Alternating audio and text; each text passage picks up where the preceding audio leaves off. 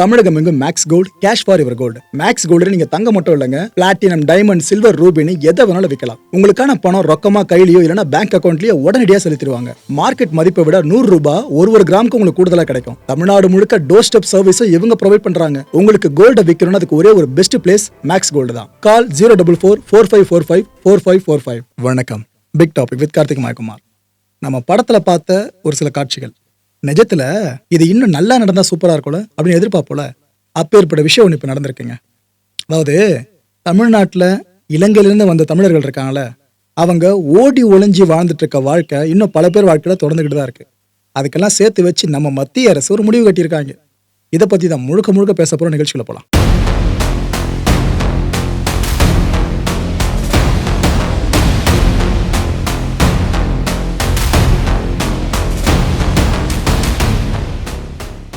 இந்த கான்டென்ட்டுக்குள்ள நீங்க டிராவல் பண்றதுக்கு முன்னாடி இந்த விஷயத்தோட கோரை சொல்லிடுறேன். இதை உங்களுக்கு வெறுமனே சொல்றதை விட ஒரு படம் பார்த்துருப்பீங்க, டூரிஸ்ட் ஃபேமிலின்னு சொல்லிட்டு சக்கப்போடு போட்ட படம். இந்த படம் பார்த்துருந்தீங்கன்னா நான் சொல்ற விஷயம் ஈஸியாக கனெக்ட் ஆகிடும் உங்களுக்கு. அந்த படத்துல ஹீரோ சசிகுமார் இருக்கார்ல, அவரோட ஃபேமிலி மெம்பர்ஸ் இருக்காங்களே, எங்கேருந்து வருவாங்க? இலங்கையிலிருந்து. போட் வழியாக வருவாங்களா? அது ஆக்சுவலாக கள்ளத்தோணி பயணம்னு சொல்லுவாங்க. அதாவது லீகலாக எந்த டாக்குமெண்ட்டும் கையில் இருக்காது. அவங்க இந்தியாவுக்குள்ளே வந்தால் போதும், இங்கே அப்படியே நம்ம ஓடி ஒளிஞ்சு எங்கேயாச்சும் தங்கி நம்ம வேலை பார்த்து உழைச்சிப்போம் அப்படின்ற மைண்ட் செட்டில் வருவாங்க. படத்தில் மட்டும் இல்லைங்க, நிஜத்தில் அது போல் பல பேர் வந்துக்கிட்டு தான் இருக்காங்க. இப்படி வர்றவங்க எல்லாரையும் நம்ம இந்தியன் அஃபிஷியல்ஸ் இருக்காங்களே, தமிழ்நாடு சார்ந்து இருக்கணும் சேர்த்து தான் சொல்கிறேன், அவங்க நிறுத்தி வைப்பாங்க. அவங்கள அதுக்கப்புறம் லீகல் ஃபார்மாலிட்டிஸ்க்கு உட்படுத்தி இலங்கைக்கு திருப்பி அனுப்புறது சார்ந்து யோசிப்பாங்க. தண்டனை சார்ந்த விஷயங்களையும் ஃபுல்லாக யோசிப்பாங்க. இதெல்லாம் நடக்கும். ஸோ சசிகுமார் அவர்கள் ஃபேமிலி இந்த படத்தில் எப்படி வரும்? இல்லீகலாக உள்ள வராங்களா? அப்புறம் யாருக்கும் தெரியாமல் இங்கே மறைஞ்சு வாழ்ந்து வேலை பார்த்துட்டு இருக்காங்களா? இப்படி வர்றவங்க தங்களை அகதிகளை பதிவு பண்ணிட்டாங்கன்னா ஓகே, ஆனால் பதிவு பண்ண மாட்டாங்க. அதான் இங்கே பிரச்சனையே. இப்போ உங்களுக்கு புரிஞ்சிருக்கும் எதுக்காக அந்த படத்தில் சசிகுமார் சாரோட ஃபேமிலி ஃபுல்லாக ஓடி ஒளிஞ்சிட்டு இருந்தாங்க அப்படின்ட்டு. பிகாஸ் அவங்க பதிவு பண்ணல. ஓகேவா? இன்னைக்கு என்ன நடந்துட்டு இருக்கு தமிழ்நாட்டில்? இலங்கையிலிருந்து வர பல தமிழர்கள், இலங்கை தமிழர்கள் இங்கே பதிவு செய்யாமல் வாழ்ந்துட்டு இருக்க எண்ணிக்கை வெகுவாக அதிகரிச்சுட்டு தான் இருக்கு. நீங்கள் யாராவது ஒரு இலங்கை தமிழரை தமிழ்நாட்டில் பார்க்குறீங்க அப்படின்னா அவங்க கிட்ட நீங்கள் மற்ற விஷயங்களை பற்றி பேசும்போது அவங்க முகம் ஒரே மாதிரி தான் இருக்கும் எப்பவும் போல. ஆனால் இந்த ரெஜிஸ்ட்ரேஷனை பற்றியோ பதிவு பண்ணிட்டீங்கன்னா இல்லையா, லீகல் என்ட்ரி இல்லீகல் என்ட்ரி எதை பற்றிலாம் கேட்டிங்கன்னா அவங்க முகம் மாறும். உண்மையிலே பதிவு பண்ணவங்களா இருந்தாலும் முகம் மாறும். ஏன்னா என்னதான் இருந்தாலும் பிறந்த நாட்டில் இருந்து அவங்க வெளியே இன்னொரு நிலப்பரப்பில் வாழும்போது அந்த வழி அவங்களுக்கு மட்டும்தாங்க புரியும். அதை சொல்லி விவரிக்கவே முடியாது. ஓகே, சரிப்பா, எதுக்கு இவ்வளோ இதை பற்றி கிளாஸ் எடுத்துருக்கேன்னு கேட்டிங்கன்னா அதான் விஷயத்துக்கே வரும். நம்ம மத்திய அரசு இருக்குல்ல, இந்திய மத்திய அரசு, அவங்க இப்போ மிக முக்கியமான அனுமதியை கொடுத்துருக்காங்க. அதாவது கடந்த 2015 வருஷம் ஜனவரி மாதம் 9ஆம் தேதி இந்த நாளுக்கு முன்னாடி இங்கே வந்திருப்பாங்க பாருங்க, நம்ம இந்தியாவுக்கு இலங்கையிலிருந்து அந்த தமிழர்கள் இங்கே வந்திருப்பாங்கல்ல, அவங்க உரிய ஆவணம் இல்லாமல் வந்திருப்பாங்க பெரும்பாலும். அதை இல்லீகல் என்ட்ரியாக நம்ம கருதுவோம். அப்படி வந்திருந்தாலும் பரவாயில்ல, டாக்குமெண்ட்ஸ் ப்ராப்பராக கையில் இல்லைனாலும் பரவாயில்ல. ஆனால் அவங்க கவர்மெண்ட் கிட்ட தங்களை அகதிகளை பதிவு பண்ணியிருக்கணும். நீங்கள் இதை மட்டும் பதிவு பண்ணியிருந்தீங்கன்னா போதும், சட்டப்பூர்வமாக நீங்கள் இனிமேல் இங்கே தங்கலாம். இப்பேற்பட்ட மிக முக்கிய அனுமதியை மத்திய அரசு கொடுத்துருக்கு. இதுக்காக மிக முக்கியமான விளக்கியம் கொடுத்துருக்காங்க, எக்ஸம்ஷன். மற்றவங்களுக்கு இந்த பெனிஃபிட் கிடையாதுங்க, இலங்கை தமிழர்களுக்கு மட்டும் இந்த பெனிஃபிட் இப்போ கொடுத்துருக்காங்க நம்ம மத்திய அரசு. சரி ப்ரோ, எதுக்கு அந்த எக்ஸம்ஷன்லாம் சொல்றீங்க? அப்படி என்ன நம்ம ஸ்ட்ராங்காக சமீபத்தில் கொண்டு வந்தோன்னு கேட்டீங்கன்னா ஒரு விஷயம் கொண்டு வந்தோம். குடிவரவு அண்ட் வெளிநாட்டினர் சட்டம்னு ஒன்றுத்தை நாம நம்ம நாட்டில் அமல்படுத்தணும், சமீபத்தில் தான் அமல்படுத்தணும். இதுல வெளிநாடுகள்லேருந்து இங்கே புகலிடம் தேடி வராங்களே, அவங்க சார்ந்து கடுமையான சில ஷரத்துகள்லாம் இருக்கு. ஏன்னா இந்திய மக்கள் நலன் பாதுகாக்கப்படணும், இங்கே இருக்கவங்க வாழ்வாதாரம் பாதுகாக்கப்படணும், அவ்வளோ விஷயங்களை பண்ணியிருந்தாங்க அந்த சட்டத்திட்டத்தில். அதில் பார்த்தீங்கன்னா இலங்கை தமிழர்களும் சேர்க்கப்பட்டிருந்தாங்க. அதாவது சட்ட விரோதமாக நம்ம நாட்டில் வந்து இலங்கை தமிழர்களே தங்கினாலும் அவங்களும் தண்டனைக்கு உட்படுத்தப்படுவாங்க.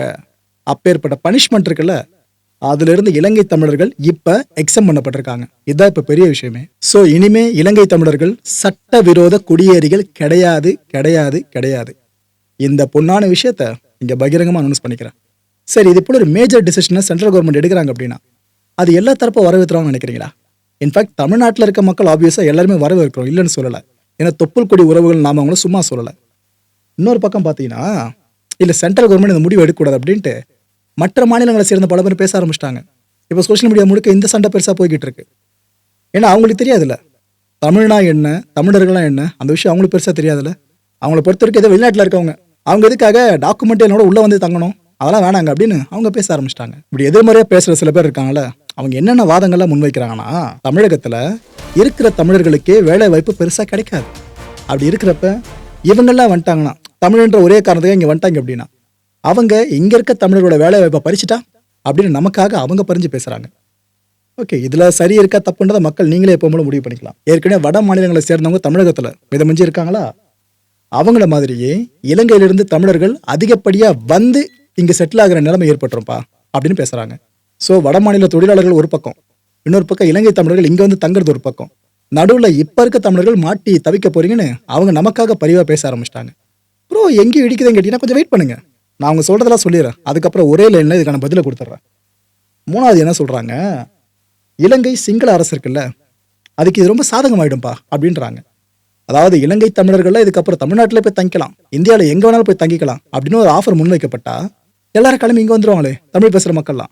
அப்புறம் இலங்கையில சிங்களம் பேசுற மக்கள் மிதமிஞ்சி இருப்பாங்க, அவங்க தான் ஃபுல்லா ஆளுமை செலுத்துவாங்க, ஆல்ரெடி பவர்ல அவங்க தான் இருக்காங்க. அப்படி இருக்கிறப்ப ஒட்டுமொத்த இலங்கை நிலத்தையும் சிங்கள நிலமா மாத்திடுவாங்களே, இது அவங்க நினைக்கிற ப்ரொபகண்டாக்கு ரொம்ப ஈஸியா அமைஞ்சிருமே அப்படின்னு பேசுறாங்க. ஆக்சுவலா நம்ம கவனிக்க வேண்டியது என்ன தெரியுமா, இந்த 3 விவாதங்கள் சார்ந்தோம் 2015 ஜனவரி 9ஆம் தேதிக்கு முன்னாடி வந்தவங்களுக்கு மட்டும்தான் நான் சொல்ற இந்த மத்திய அரசோட அனுமதி செல்லும், புரியுதா?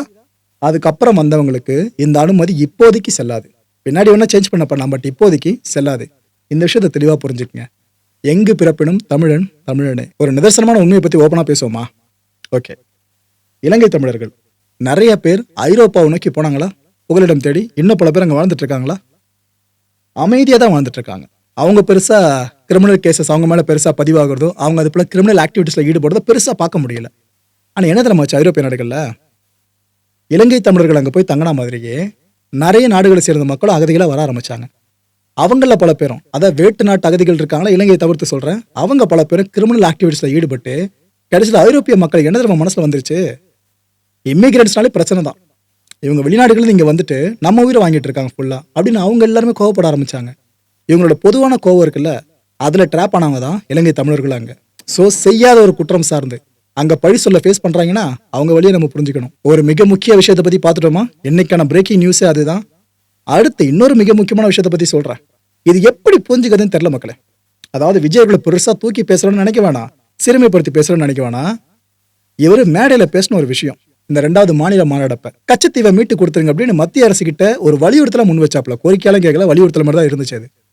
அப்படி கேட்டதும் இலங்கையோட இந்த லோ ப்ரொஃபைல் பொலிட்டிஷியன்ஸ் இருப்பாங்களே அவங்க கருத்துக்களை பதிவு பண்ணாங்க. அதுக்கப்புறம் இலங்கை மக்கள் பல பேரும் கருத்துக்களை பதிவு பண்ணாங்க. அதுலயும் ஒரு சில வீடியோஸ் பார்த்தேங்க சோஷியல் மீடியால. விஜய் அவர்களை அசிங்க சீமா திட்டி என்னென்னமோ வார்த்தைகளை பயன்படுத்தி எப்படி எங்களோட நிலப்பரப்பை நீ கேட்பாதுன்னு ஒருமையில பயங்கரமா பேசியிருந்தாங்க. அந்த வார்த்தைகளை நாங்கள் சொல்ல வரும்ல பயங்கரமா திட்டியிருந்தாங்க. எதுக்கு பதில் கொடுக்குறோன்ட்டு இந்த தாவைக்க தொண்டர்களா இல்லை விஜய் அவர்கள் ரசிகர்களாம் தெரியல, எல்லாரும் அந்த வீடியோ அந்த போஸ்ட் கீழே போட்டு சண்டை போட ஆரம்பிச்சிட்டாங்க. நீ எப்படி சொல்லுவ அப்படின்னு சண்டை போட ஆரம்பிச்சிட்டாங்க. உங்ககிட்ட ஒரே லெட்டர் ஒன்று தான் இருக்கு, ஆனா பிரிட்டிஷ் ஒரு டாக்குமெண்ட்டே கொடுத்துட்டு போயிருக்காங்க, அதை பாரு கச்சத்தீவு யாருக்குன்னு புரியும் அப்படின்னு அவங்க பதிலுக்கு தர்க்கம் பண்ண ஆரம்பிச்சிட்டாங்க. இது இன்னும் சோசியல் மீடியாவில் பெரிய சண்டையா போயிட்டு இருக்கு.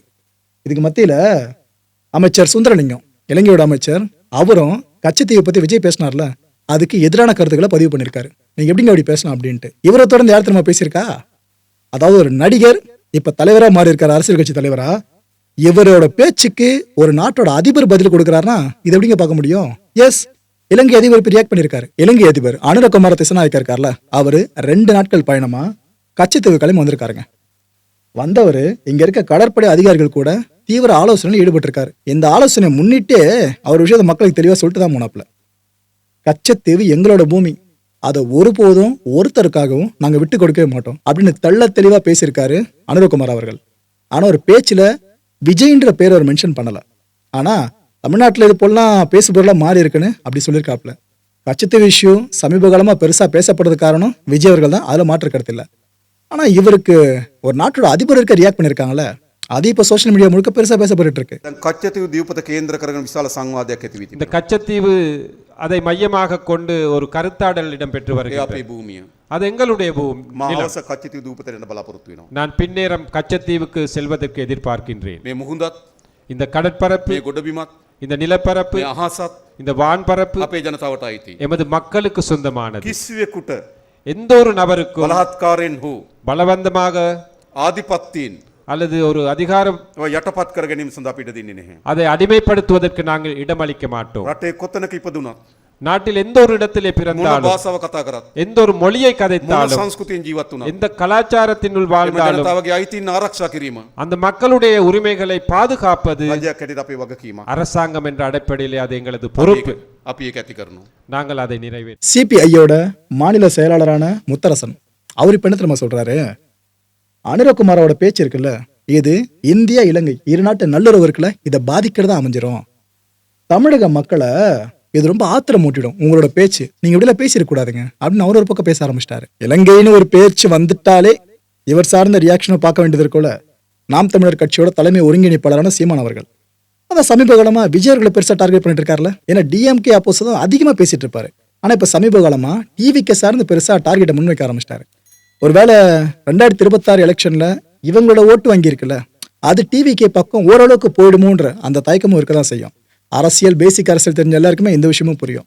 ஆனா அரசியல நிரந்தர நண்பனும் இல்லை, எதிரியே இல்லை. ஃபியூச்சர்ல என்ன போதும் தெரியல. இது மத்தியில சீமான் அவர்கள் என்ன சொல்லியிருக்காங்கன்னா, கச்சத்தீவை கொடுத்துருங்க அப்படின்னு விஜய் ரொம்ப எளிதா சொல்லிடுறாரு. நான் கூட போற போகல அவருக்கு ஒரு 1000 ரூபாய் கொடுத்துருங்க அப்படின்னு சொல்ற மாதிரி தான் இருக்கு அவர் பேசியிருக்கிறது அப்படின்னு இருக்காருங்க. அதை தார வார்த்தை காங்கிரஸ் இருக்குல்ல, அதை பத்தி அவர் பேச மாட்டாரு விஜய் அவர்கள். அப்படின்னா காங்கிரஸ் ரொம்ப புனிதமான கட்சியா? திமுகவை பேசுற விஜய் அவர்கள் மன்னராட்சியோட தொடக்கமே காங்கிரஸ் தான் அப்படி பார்த்தா, அப்புறம் எதுக்காக அவங்கள பத்தி பேசவே மாட்டாரு அப்படின்னு சீமான் அவர்கள் கேட்டிருக்காங்க. இப்ப இது வேற சோசியல் மீடியா முழுக்க ஒரு பெரிய சண்டையை கிரியேட் பண்ணி விட்டுருக்கு. ஒரு பக்கம் என்டிகே, இன்னொரு பக்கம் டிவிகேன்னு அந்த கான்ஃபிளிக்ட் சோசியல் மீடியா முழுக்க பார்க்க முடிஞ்சிட்டு இருக்கு. ஒரு பிரச்சனைக்கான தீர்வை நோக்கி போலாம் பார்த்தா எப்படி இதை பேசலாம், எப்படி அதை பேசலான்னு அது ஒரு பிரச்சனையா மாறி போயிட்டு இருக்கு. சரி மக்களே, என் மனசுல ஒரு வினா இருக்கு, முடிஞ்ச அதுக்கான பதில்களை கீழே கமெண்ட் செக்ஷன்ல கமெண்ட் லீவ் பண்ணுங்க.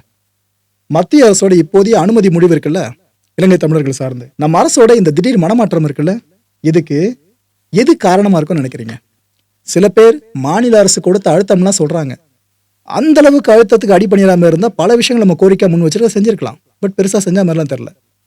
ஸோ மாநில அரசு காரணமா சில பேர் சொல்றாங்களே, ஸோ கிரெடிட்ஸ் நீங்க அவங்களுக்கு கொடுப்பீங்களா, இல்ல மத்திய அரசு வேற ஏதோ விஷயத்தை மைண்ட்ல வச்சு இதை பண்ணிருக்காங்களா?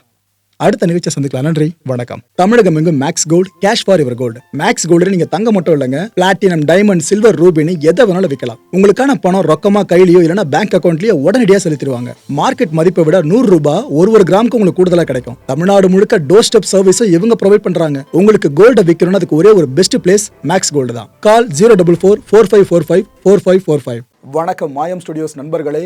மாயம் ட்ரெண்ட்ஸ் அப்படின்ற ஒரு புதிய ஃபேஸ்புக் பேஜை ஓப்பன் பண்ணியிருக்கோம்.